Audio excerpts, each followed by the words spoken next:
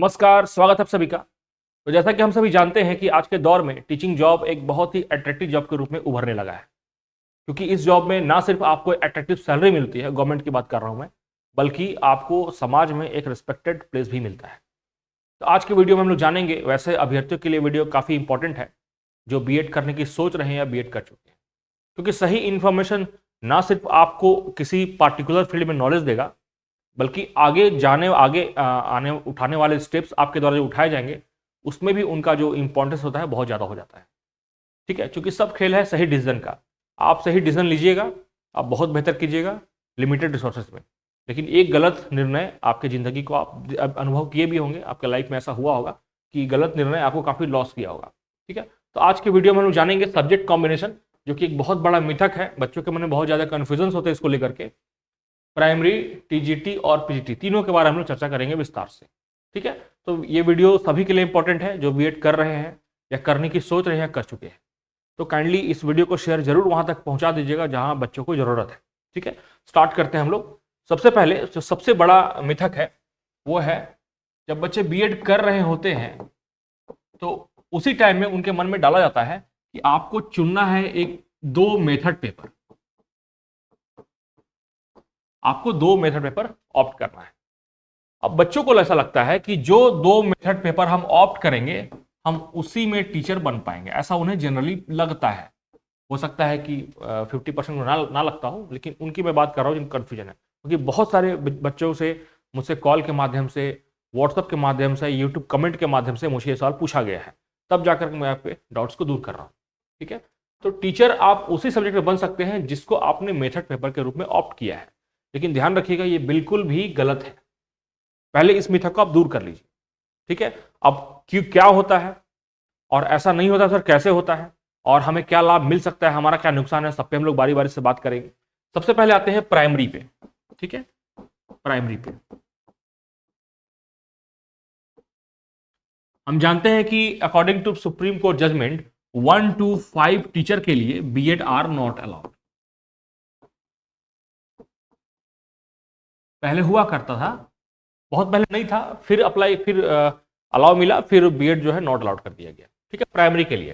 फिर बात करें 6 to 8 के लिए, जो कि अपर प्राइमरी कहा जाता है, और सेंट्रल में 6 to 10 होता है, वो टीजीटी कहलाता है। ठीक है, मैं बात कर रहा हूं झारखंड के संदर्भ में।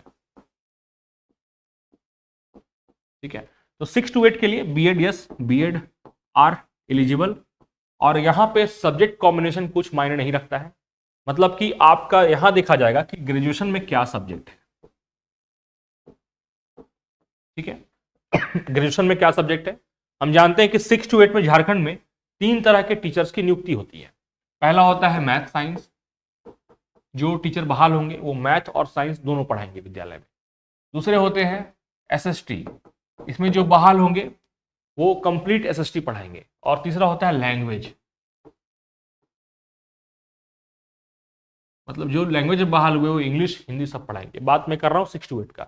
इसको लेकर के डिटेल्स वीडियो मैं अपने यूट्यूब चैनल पे पहले डाल चुका हूँ। ठीक है ना, क्योंकि जब सहायक आचार्य की नियुक्ति परीक्षा हुई थी उस समय में इसको लेकर के एक कंप्लीट डेडिकेटेड वीडियो बना रखा है, आप चाहे तो मेरे चैनल पर जा करके उसको देख सकते हैं। ठीक है, उसके बाद हम बात करें अब सेकेंड में टीजीटी को लेकर के। झारखंड में टीजीटी को लेकर के 11 सब्जेक्ट की बहाली होती है। ठीक है, 11 सब्जेक्ट, जिसमें कि 3 सब्जेक्ट कॉम्बिनेशन वाला है, जिसमें एक है मैथ फिजिक्स, एक है केमिस्ट्री बायो, एक है हिस्ट्री एंड पॉलिटी, और बाकी जो 8 सब्जेक्ट बच रहे हैं वो सिंगल सिंगल, लाइक इकोनॉमिक्स है, ज्योग्राफी है, हिंदी है, इंग्लिश है, संस्कृत है, ऐसा। ठीक है ना, टोटल 11 है। ठीक है, मैं रीजनल लैंग्वेज को इसमें काउंट मैंने नहीं किया है, क्योंकि अगर रीजनल लैंग्वेज की मैं बात करूं तो नागपुरी, खोटा हो, कुरमाली, संताली, बहुत सारे लैंग्वेज है जिन पे टीचर्स की नियुक्ति बराबर होती रहती है।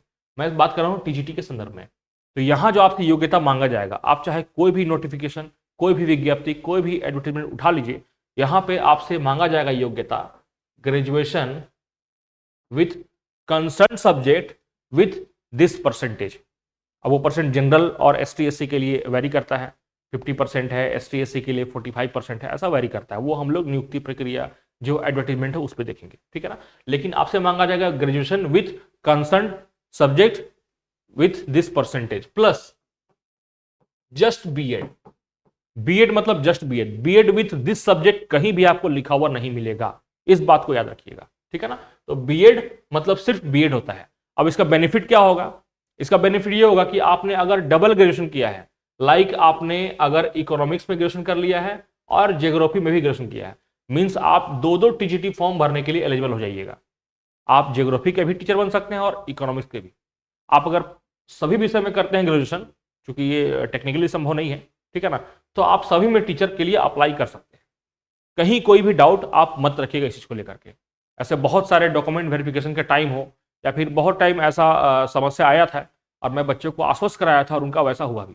ऐसे बहुत सारे थे जो पहले केमिस्ट्री में मास्टर्स किए थे, देन बीएड किए, तो फिर से वो क्या किए, ज्योग्राफी में कर लिया मास्टर्स और फॉर्म अप्लाई किए थे ज्योग्राफी में। तो उनके मन में डाउट था कि सर ऐसा ना हो कि मेथड पेपर मेरा था साइंस बैकग्राउंड का और ज्योग्राफी में हमको छांट दे। लेकिन मैंने उन्हें क्लियर बताया था कि आपको कोई समस्या नहीं आएगी। बीएड आप देखिए, नोटिफिकेशन रहिए, कहीं ऐसा नहीं लिखा हुआ है कि बीएड विथ दिस सब्जेक्ट, ऐसा कहीं लिखा ही नहीं रहता है, ठीक है ना। तो आप बिल्कुल निश्चिंत रहिए, आप कितने भी सब्जेक्ट से ग्रेजुएशन कर लीजिए, आपके पास अगर बीएड रहता है तो आप जितने सब्जेक्ट में आपने कर रखा है ग्रेजुएशन, उतने सब्जेक्ट में आप टीजीटी के फॉर्म भरने के लिए पात्र रहेंगे, ठीक है ना, बिल्कुल क्लियर रखिए। एक यहां पर समस्या थोड़ा सा मैथ, फिजिक्स, केमिस्ट्री, बायो और हिस्ट्री, पॉलिटी, ठीक है ना, तीनों को लेकर के जो एलिजिबिलिटी था वहां थोड़ा बदलाव आया है। इसको लेकर के डिटेल्स वीडियो जरूर बनाएंगे हम लोग, क्योंकि एक जो नियमली जो पहले था 2016 के टाइम, वो बिल्कुल चेंज कर दिया गया। 2022 में एक और नियमली बनाया गया है, वहां कुछ कुछ स्लाइटली चेंजेस किए गए हैं।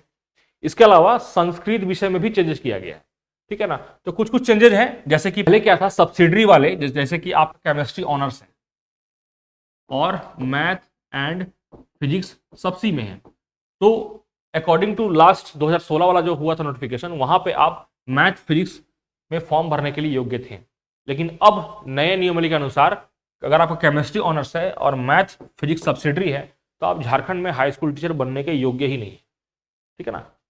उसी तरह से केमिस्ट्री बायो हो, हिस्ट्री पॉलिटी हो, अगर आपका एक पेपर ऑनर्स नहीं है, एक पेपर आपका प्रतिष्ठा में नहीं है, then you are not eligible to fill this post, ठीक है ना, बिल्कुल क्लियर है। फिर बात करें हम पीजीटी का। पीजीटी का भी वही स्टोरी है, यहाँ भी 11 विषयों में बहाली होता है, ठीक है ना, और बहुत सारे विषयों में बहाली होनी बाकी है, जैसे पॉलिटिकल साइंस, सोशियोलॉजी, ये सब में अभी तक कोई अप्रूवल नहीं मिला हुआ है, ठीक है। लेकिन पीजीटी में भी वही है, आपका मास्टर्स होना चाहिए with concern subject and just BEd. BEd को समझिए जस्ट बीएड, ठीक है ना। तो आपके जो सारे डाउट है वो क्लियर हो जाएंगे।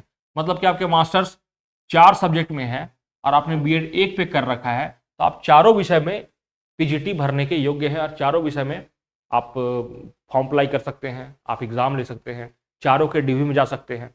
नौकरी तो खैर ज्वाइन करना पड़ेगा, वो तो अंडरस्टूड है, ठीक है ना। तो इस तरह से हम लोग देखें कि आपके मन में एक बहुत बड़ा डाउट था, या फिर यूँ कहे तो आपके पास हो सकता है छोटा सा इन्फॉर्मेशन मेरे द्वारा मिला होगा। आपको भी ऐसा कोई बहुत ही टेक्निकल चीज़ में कुछ डाउट रहा हो और भी किसी अन्य मुद्दों को लेकर के, ठीक है ना, तो आप जरूर कमेंट पे लिखिएगा। मेरा यह प्रयास रहेगा कि आपके कमेंट्स के माध्यम से मैं आपके सवालों को, आपके समस्याओं को समझ सकूं और उस पर एक डेडिकेटेड वीडियो बना सकूं। बाकी आपका रहने के लिए, एंड तक रहने के लिए बहुत बहुत धन्यवाद। जय हिंद।